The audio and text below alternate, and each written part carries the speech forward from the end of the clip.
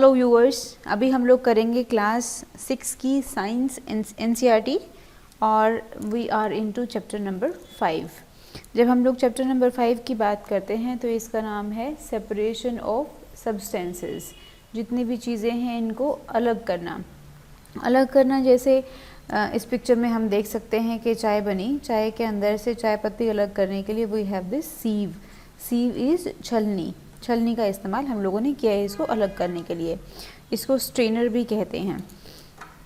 Another example here is, इसमें दूसरा उदाहरण है, ये पोहा या उपमा जब हम खाते हैं, दलिया खाते हैं, राइस खाते हैं, पुलाव, इसमें जितनी भी चिलीज़ होती हैं, हरी मिर्च होती हैं, इसको हम उठा के अलग कर देते हैं।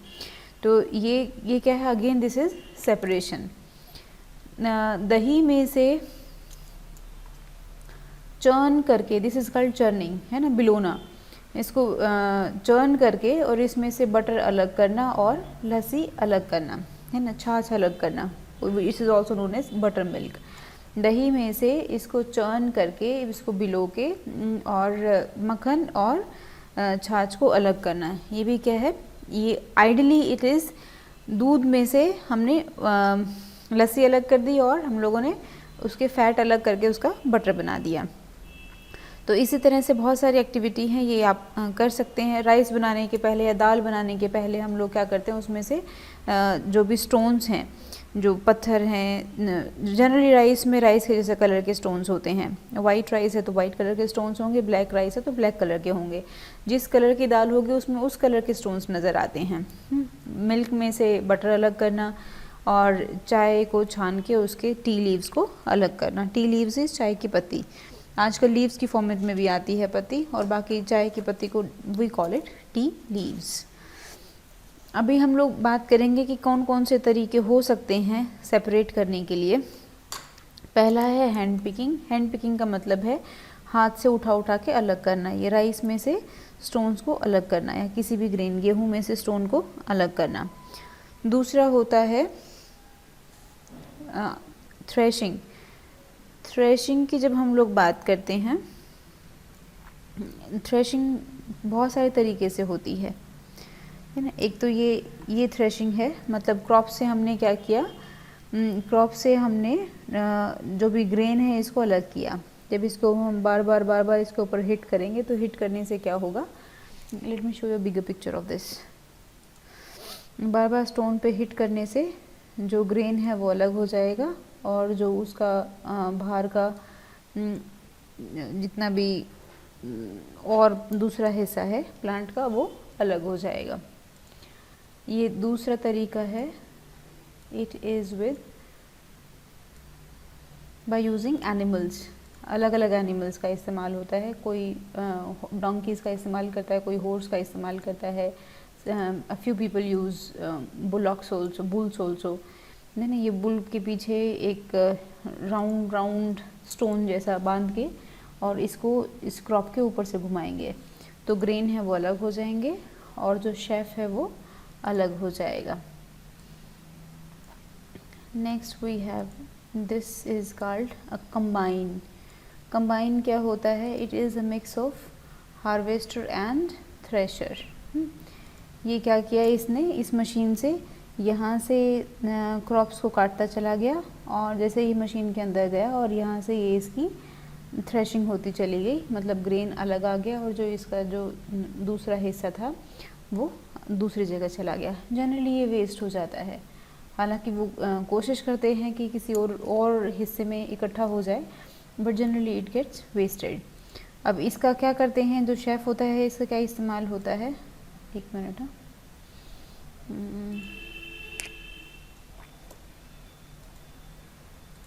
जो भी बचा हुआ हिस्सा होता है, जो भी वेस्ट प्रोडक्ट होता है, उसका काम हो, उसको जनरली एनिमल्स को खाना खिलाने में एनिमल्स का फूड बन के वो इस्तेमाल होता है। और ये दिस इज़ सेम, ये दोनों सेम पिक्चर्स हैं, बस ये अलग तरह का। This is a thresher. यहाँ देखो, यहाँ से ये ग्रेन नीचे आता चला गया और ये जो इसका बचा हुआ वेस्ट प्रोडक्ट है ये उड़ के इधर आकर कलेक्ट होता चला जाएगा। और I'll show you a bigger picture of the same. ये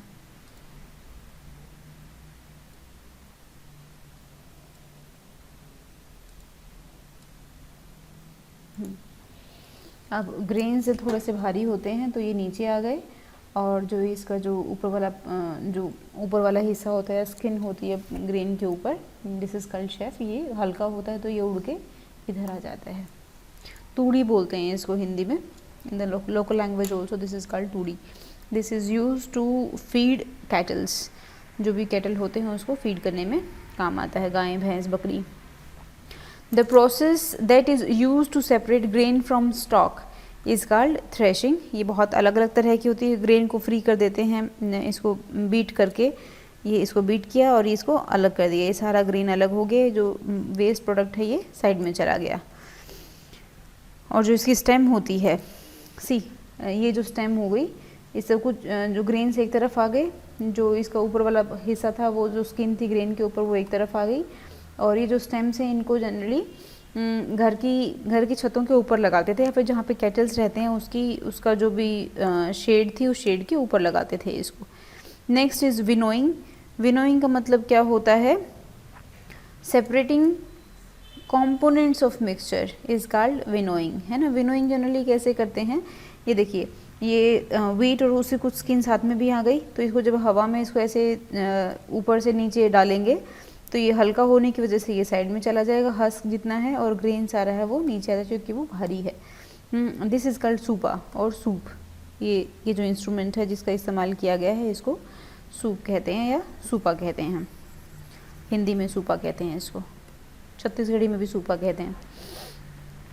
winnowing is used to separate heavier and lighter components of a mixture by wind or by blowing air।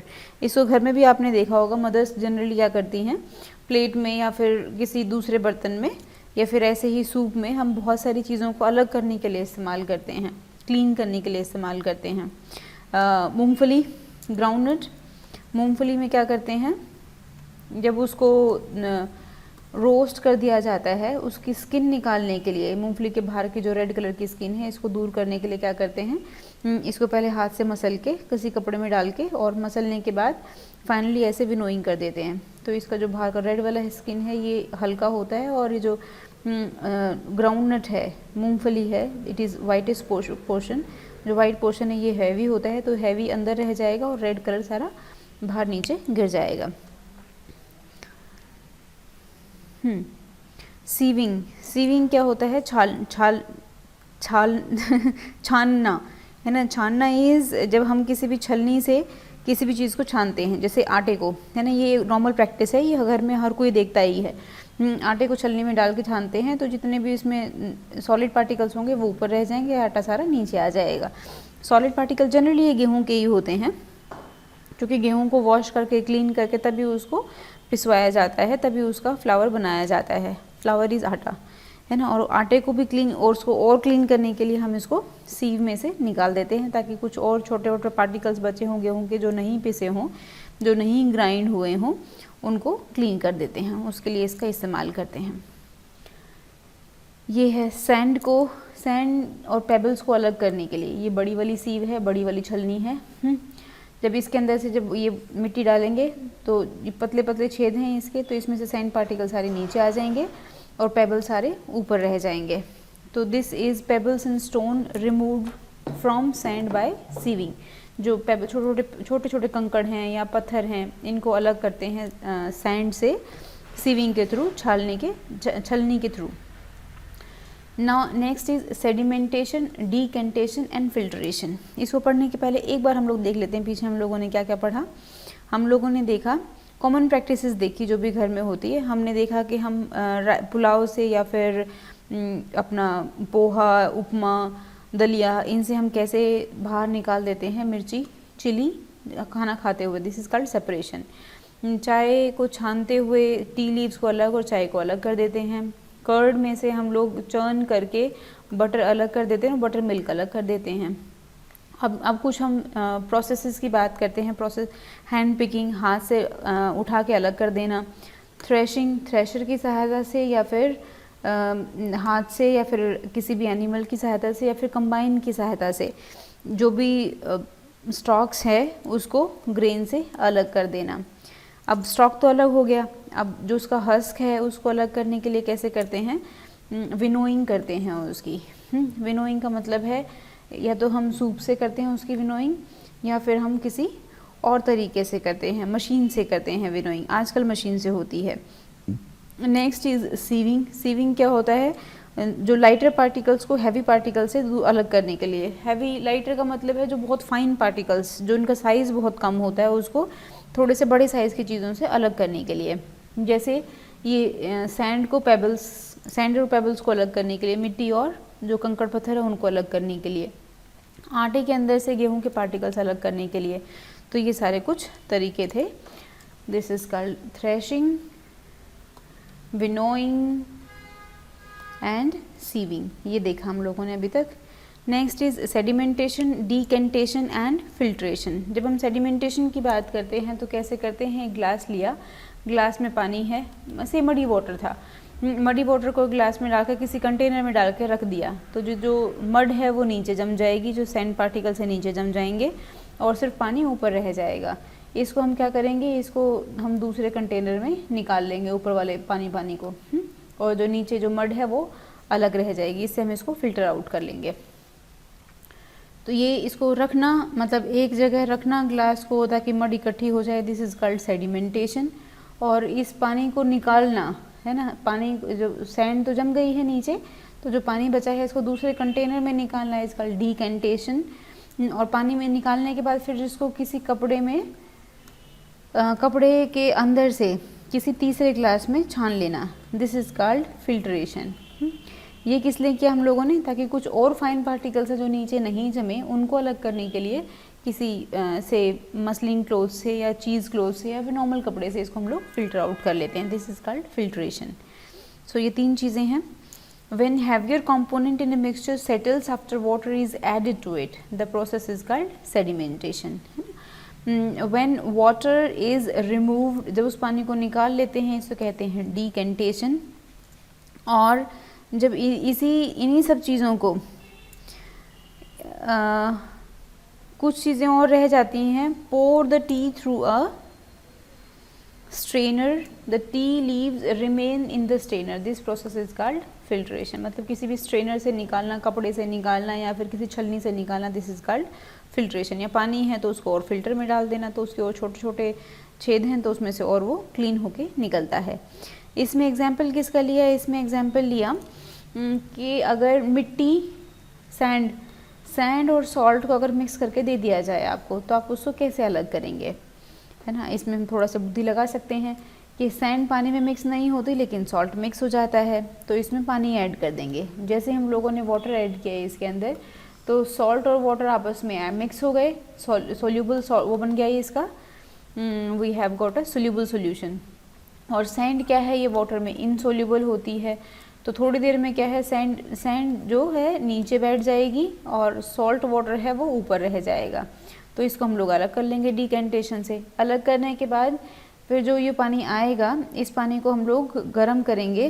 गर्म करेंगे तो जो वाटर है वो इवेपोरेट होकर बाहर चला जाएगा और सॉल्ट नीचे रह जाएगा। इस तरीके से हमने क्या किया, हम लोगों ने सैंड और सॉल्ट को अलग कर दिया। सैंड पहले अलग हो गई और सॉल्ट बाद में अलग हो गया। इस सैंड के अंदर कुछ पानी और बचा रह गया होगा, तो ये भी with time, may be in a day और टू, ये सनलाइट में रख देंगे इसको, तो ये भी सारा उड़ जाएगा, ये पानी भी इवेपोरेट हो जाएगा। तो हम लोगों ने सैंड और सॉल्ट को अलग कर लिया।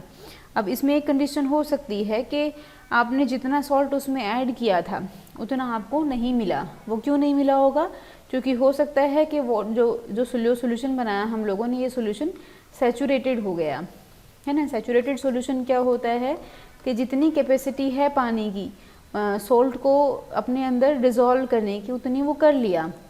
इसके बाद जितना एक्स्ट्रा सॉल्ट बच गया वो सैंड के साथ नीचे जम जाएगा। इसलिए हम लोग क्या करेंगे, हम ज़्यादा पानी लेंगे, थोड़ा सा ज़्यादा क्वांटिटी में पानी लेके फिर इसके अंदर डिज़ोल्व करके इसको फिर हम अलग कर लेंगे, तो इक्वल क्वांटिटी में हमें वो चीज़ें मिलेंगी। हाँ, थोड़ा बहुत लॉस होगा, एग्जैक्टली सेम क्वांटिटी में नहीं होगा, क्योंकि हम लोगों ने जब बीकर चेंज किया, अलग अलग प्रोसेस किए, तो उसमें कुछ क्वांटिटी वेस्ट हो जाती है। तो ड्यूरिंग प्रोसेस जो वेस्टेज है इसको हम लोग जनरली इग्नोर करते हैं, वो नेग्लिजिबल सा होता है वो, और बाकी then we can easily get this sand and salt. The process of conversion of water into vapours is called evaporation. जब पानी को हम लोग भाप में कन्वर्ट करते हैं, वेपर्स में कन्वर्ट करते हैं, तो इसको क्या कहते हैं? इसको कहते हैं इवेपोरेशन। देखो, this is all about increasing your vocabulary. अपनी वोकैबुलरी इंक्रीज कर लेंगे तो आपका यूनिट ऑटोमेटिकली वैसे ही ख़त्म हो गया। हमें क्या करना होता है? हमें एक से ज़्यादा मेथड्स का कभी कभी इस्तेमाल करना पड़ता है सेपरेट करने के लिए। ये देखो, ये क्या किया है, ये सी वाटर लिया एक जगह, और इसकी छोटे छोटे ऐसे मिट्टी से ही, उसी मिट्टी से, यहीं की मिट्टी से ही इसको अलग अलग करके और पानी इसके अंदर भर दिया। आफ्टर अ फ्यू डेज़ क्या होगा, ये पानी है इवेपोरेट हो जाएगा सनलाइट की वजह से, और अंदर क्या रह जाएगा? अंदर सिर्फ सॉल्ट रह जाएगा। ये जो सॉल्ट रह गया इसको अलग कर लेंगे, इसमें और पानी भर देंगे ताकि हम और सॉल्ट निकाल सकें, और इसको फिर हम लोग दोबारा प्रोसेस करेंगे किसी और तरीके से, इसको हम लोग सेपरेट करेंगे। सेपरेट किसको करेंगे? कि जो कॉमन सॉल्ट है NaCl sodium chloride, common salt के अंदर क्या है? बहुत सारी और भी चीज़ें होंगी, जैसे इसके अंदर सैंड भी होगी, इसके अंदर छोटे छोटे पेबल्स भी होंगे, इसमें ऑन मिनरल्स भी होंगे, तो उनको फिर बाद में दोबारा और प्रोसेस किया जाता है। जैसे अब there is something called condensation. अब कंडेंसेशन क्या होता है?